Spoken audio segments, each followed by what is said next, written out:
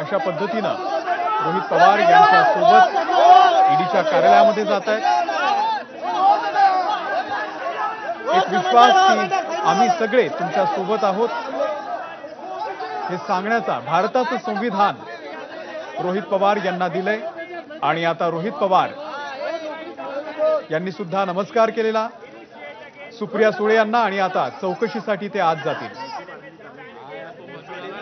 संपूर्ण पक्ष रोहित पवार यांच्या पाठीशी आहे हे सुचवण्याचा हे दाखवण्याचा या निमित्तानं सुप्रिया सुळे यांच्याकडून शरद पवार यांच्याकडून आणि सर्व कार्यकर्त्यांच्या वतीनं हा प्रयत्न केला जातोय।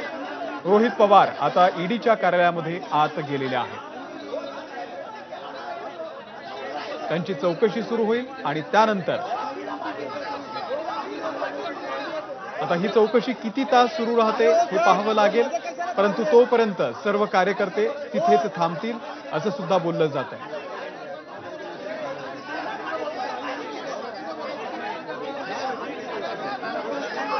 अत्यंत महत्त्वाची दृश्य रोहित पवार यांना ईडीच्या कार्यालयापर्यंत सुप्रिया सुळे यांनी सोडलं आणि जाताना त्यांनी संविधानाची प्रत सुप्रिया सुळे यांनी रोहित पवार यांना दिली।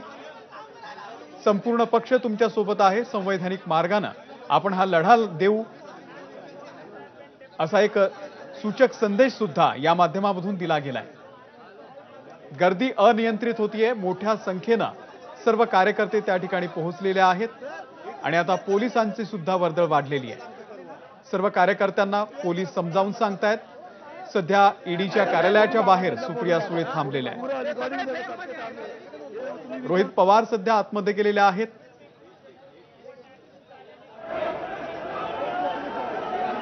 आणि आता ही चौकशी अगदी काही मिनिटांमध्ये सुरू होईल।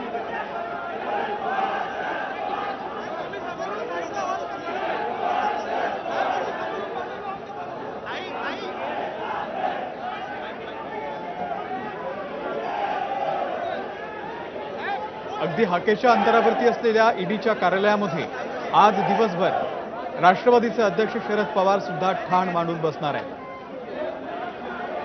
त्यामुळे रोहित पवार यांच्या समर्थनार्थ संपूर्ण पक्ष आज एकवटलेला आपल्याला दिसून येतोय। राज्यभरातले कार्यकर्ते विशेषतः कर्जत जामखेड मतदारसंघामधील रोहित पवार यांचे कार्यकर्ते सुद्धा आज मुंबईमध्ये पोहोचले। त्यांच्या समर्थनार्थ त्यांनी या ठिकाणी जोरदार शक्ती प्रदर्शन केलेलं आहे। रोहित पवार यांना दाबण्याचा प्रयत्न केला जातोय।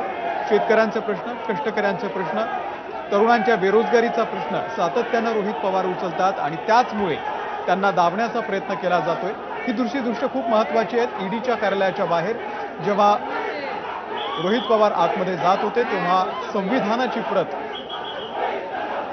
सुप्रिया सुळे यांनी रोहित पवार यांना दिली।